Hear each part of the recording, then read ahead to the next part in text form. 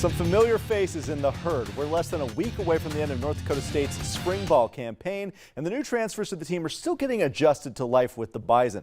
Valley News Live Sports reporter Jack Wallace brings us more from two of the more local guys coming back home.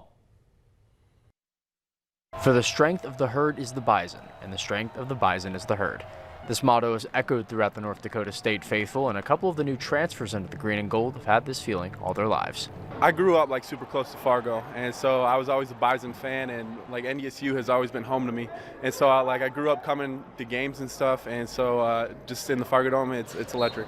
Didn't think I'd be here today, but saw an opportunity, came here. It's just been great. You ask my mom, she's really excited about it. You're gonna hear her at the games for sure, and it's just been great. Marcus Gully, former EDC Player of the Year with the West Fargo Packers, joins a mostly returned linebacker core and brings experience from the nearby MSUM Dragons. He tells us his key to make the transition smooth is consistency.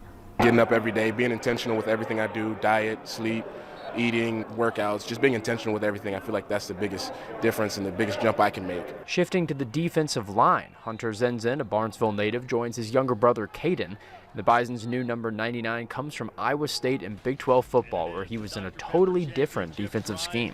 This is a whole new defense to me. This is a 4-down defense. I played in a 3-3-5, and so just learning everything schematically has been a challenge, but I have a lot of people around me right now that's been helping me out, and so it's been fun and exciting. So. Despite coming from these very different programs, the 6'2 juniors have felt a strong sense of welcoming from their new teammates. Coming here, I really didn't know what to expect with just being welcomed in with the guys, especially being a third-year guy. Everybody's been great. Everybody's welcoming. I think guys were hitting me up to hang out and stuff like that. Like when I first came here, just making sure I feel comfortable. Everybody's been real welcoming. When I first got here, we were working out together, but now we're all one team, and so it's like they've been here, and I look to them, and yeah, they have good advice, and I take their advice, and I give them advice, so it's just all goes around. With the Bison, Jack Wallace, Valley News Live Sports. The Bison have had a busy offseason in the transfer portal. Here's a closer look at the newest members of the herd who were able to join the spring ball festivities. Each of these new players looking to become more established ahead of the fall. And we've got to get these softball highlights in whenever I can. The 4-time defending state champion Central Cass Squirrels hosting the Thompson Tommies in their season opener. Tori Richter contributing on offense. The pitcher launching a deep double into right field. Aspen Preen sprints home. Early 3-0 lead for Central Cass. Sydney Schwabe now in the third inning, cleaning it up on the mound for Thompson. That's back-to-back strikeouts to retire the side and stop the bleeding for now. Into the fourth inning, 2 outs. Whitney Mitchell slams this ball to left field.